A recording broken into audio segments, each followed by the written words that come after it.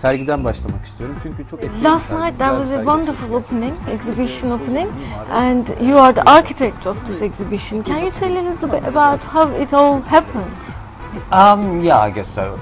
I mean, when I make a project, I do it because I want it to be fun, and I also want it to offer something to other people. And then the other people are the people that might come and see the photographs, of course, the public.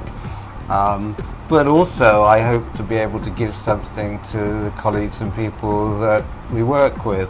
And I don't just mean Colin and Michael who came over, of course it's fun working with them, but I mean everybody we come into contact with, like the director and the staff and the Capucci and all of those people. We try and have some kind of contact and lighten their lives in some way. So it was a vehicle by which I could do that. And I can't afford to do it every year, but every so often we do it. Can you tell us a little bit about your friendship, how it's evolved over time, how it started, and also your journey of photography, about how you came to choose photography as a lifestyle? Well, I was influenced by a form of television, a form of photography called television. Well, it's strange that we're on television now when you ask the question, because it was television that got me into photography. Actually, there was another vehicle as well. My father, in his workshop, he had this old wooden box that was full of photographic gear that he'd made himself. And when I was kind of 6, I started to look in this box and say, well, what's this, Dad? And he'd say, oh, we don't want to look at that. You know, we have to cut the grass, or we have to mix concrete, or we have to do some job around the place. If you tell a 6-year-old not to look in the box, they want to look in the box more and more. So I became more and more curious about what was in the box. On television, there was this detective program called 77 Sunset Strip, which was about 2 detectives and somebody that used to park their car. And one day the headmaster of our school, who was a terrifying man, said, what do you want to do? He asked each of us, you know, what do you want to do when you leave school? They wanted to be doctors, or they wanted to be, you know, carpenters or whatever. And he asked me, and I said, I want to be a car park attendant. And he went absolutely crazy, terrified me. So he said, you have to choose something else. And it happened on television at the same time. There was a program about this photographer who travelled around the world. His name was Michael Straight. And he went to Egypt, and he went to the Middle East, and he went to China, and he would have an adventure basically. And you know, occasionally he would take a photograph, but he looked very smart. He looked like my headmaster. He had a combed hair and a tie and all these things. I thought, okay, I'll say I'll be a photographer, because you know, this will impress him, because you know, Michael Straight wears a suit and he's very, very straight.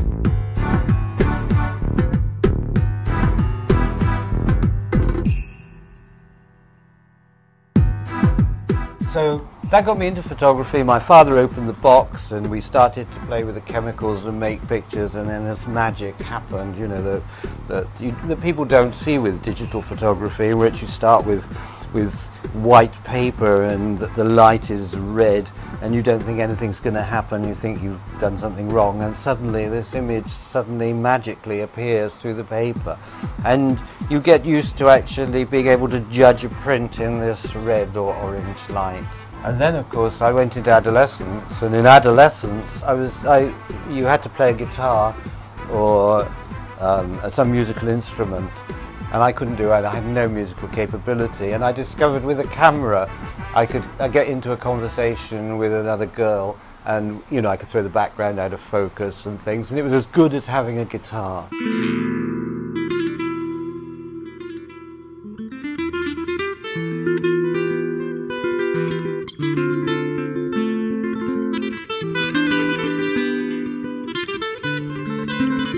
And then I met Michael. I went to a class because I thought, you know, he would introduce me to a sort of a better class of models, really, to photograph. and instead of that, he took us out, and he, you know, he'd say, okay, go out in the fog and make pictures. He was very vague about it. He'd go make pictures of the fog. There, you know, there's a whole tale of, you know, my struggle really with the exercises that he produced for me to develop me as a person, because his belief, and Colin's belief as well, is that, you know, we don't actually develop pictures. What we develop is people, these people as photographers. And then, because they feel the world in a heartfelt way, then they're able to take heartfelt pictures in some way that communicate something of value to other people. Ve şu anda aradan yıllar geçtikten sonra takribi yanlış hatırlamıyorum. Yeah, I don't know how exact the time, how many years between you being his student, between now and then, 30 odd years, isn't it? And then he says, what is the feeling like? How does it feel like to be doing a common project with your teacher? Well, I mean, even when I was a student, we had a sort of very strange informal relationship. I mean, I was slightly older than the other students, I guess, that were in the class at the time. And Michael basically said to us, look, you know, there's this official course and we teach these things, but you can come here whenever you want to, and you can use the darkroom whenever you want to, and you can go to other lessons, and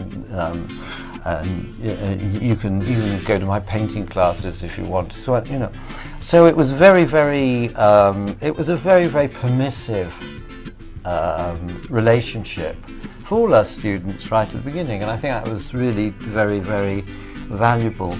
And so we kind of developed a banter anyway between us, and then we lost contact with each other for this long period of time until 2010 when we made contact again. I found him actually, I think over the internet. I might have been the other way around, I can't remember.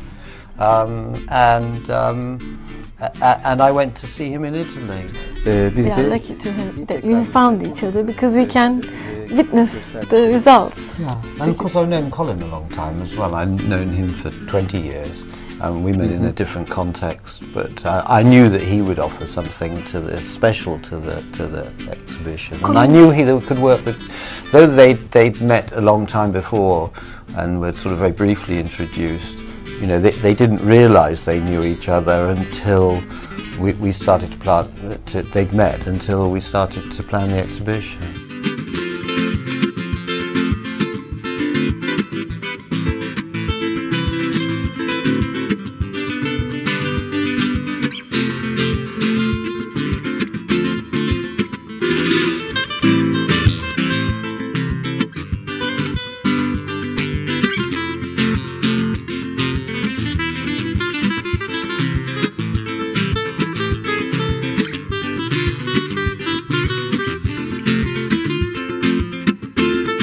And I think that's important. I mean, I think that projects should serve lots of purposes. I'd like to have these different layers.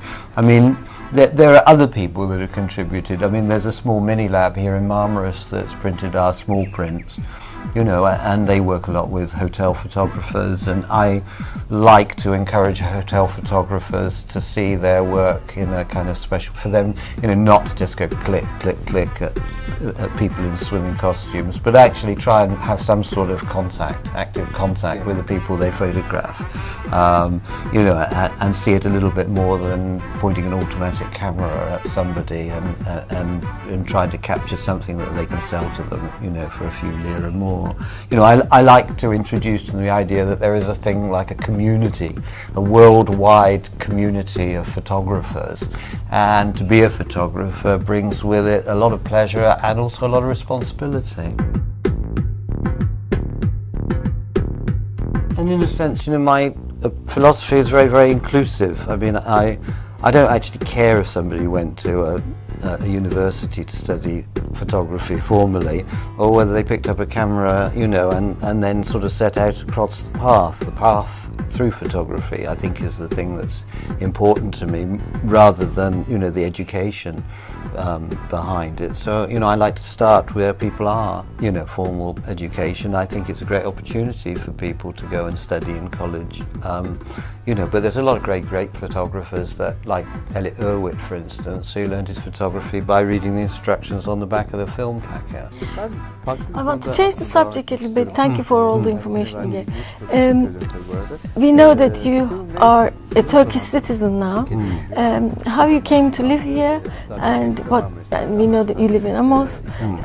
What you think about our culture, region, living here, both photography, art, and also cultural differently? You know, what would you like to say about that?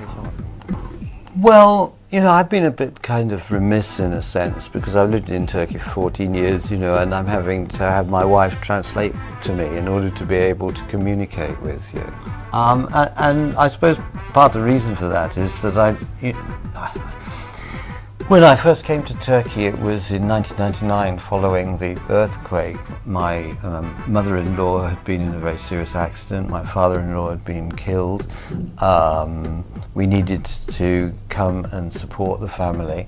There was this earthquake and I decided that I would actually do nothing in Turkey until I really began to understand the culture. But I have a second career. I was a psychotherapist and a social worker for many, many years. The Turkish Psychological Association asked us to help with this group of people that are supporting people that had lost, children that had lost relatives in the earthquake. And I was plunged straight into Turkish culture really because we needed to train volunteers to be able to work with these children for them to meet their emotional needs. And one thing led to another, and I ended up teaching a family therapy course in which lots of families from different parts of Turkey would come with difficulties because they'd arrived in Istanbul, which is a great melting pot of culture, and also causes people to have to go through various psychological transitions when they come from an agricultural based area and life into the city. So in a sense I'd learned a lot very quickly about the pressures that Turkish people are under. And actually, you know, the challenge as a photographic project is to be able to somehow or other narrate those stories, and until recently I haven't really felt to be up to that kind of challenge. You know, I've been exploring certain other places, I suppose, within myself, but now it would be nice to actually explore more directly the kind of stories that arise within Turkish culture. Aren't able to do that. Their photography is very much on the surface. You know, Ahmet Polat, for example, I think he's a kind of fine example of a contemporary Turkish photographer who's got an eye for the culture. And I think it's possible for him to do that because he is both Turkish and he's also got a background from coming from Holland. And so he has binocular vision. He sees Turkey as a Turk and he sees Turkey as somebody from Holland. You know, and I think, you know, in a sense, I have perhaps three eyes. You know, I can see it from being a Turk, and I do take myself as a Turk very seriously, as coming from an English background and having a kind of third eye, which is to do with psychology and background and understanding people's stories. Yavaş yavaş programımızın da sonlarına geliyoruz. We are coming to the end of our program. Could you tell a little bit about your books that you have written? Well, I've written 2 books in a series of 3. The first book is about how photography came together with ideas about drawn from psychology. And basically the story is that photography started because an engraver who shook needed to fix images on pewter, and so he invented photography because he couldn't etch properly. And so in the 19th century this great tradition of chemically based photography was born, but nobody actually knew what it was. Was it a science because it had chemicals in it? Did it record reality? Could you actually take a photograph of the soul of a person as the Native Americans felt? I mean, there were all these kind of questions, and also ethical questions, like in the Crimea.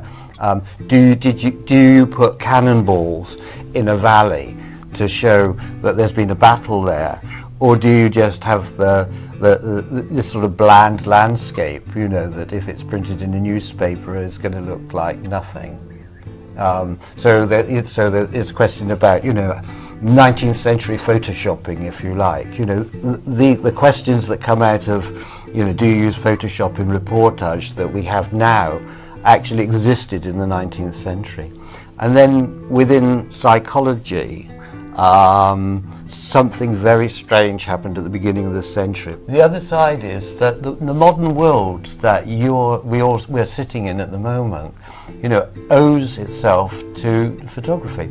And what happened was that this man called Freud, he invented a means of helping people, and some of his colleagues noted that people would do things in crowds that they wouldn't do as individuals. And his nephew turned this theory on its head, and he said, okay, so if we can persuade groups of people to do things, and he tended to use photographic imagery in order to do this, you know, then we can sell more goods. And this gave rise to, it's what's made, as much as manufacturing, it's actually what's made the current economic consumerist society possible. That culture it arose because these tools, psychology and photography, came together in order to make powerful, compelling images that forced you to want to buy the latest fashion or thing, or to convince you that you're going to be more beautiful or sexy or whatever, more powerful, if you use a certain product which presented in an emotionally charged. Oh, it's so interesting. He can't just not know about it. He would like to invite you to a different program to just talk about your books. Peki biz programımızın yavaş yavaş sonuna geldik. Öncelikle Stephen Bey'e bu güzel organizasyonu sağladığı için değerli hoca. We first would like to thank you for organizing such a beautiful exhibition and bringing your colleagues here. Yeah, it was a pleasure to do that. And we wouldn't have met you without doing it. Olmasaydı sizinle de tanışmamış olacaktık.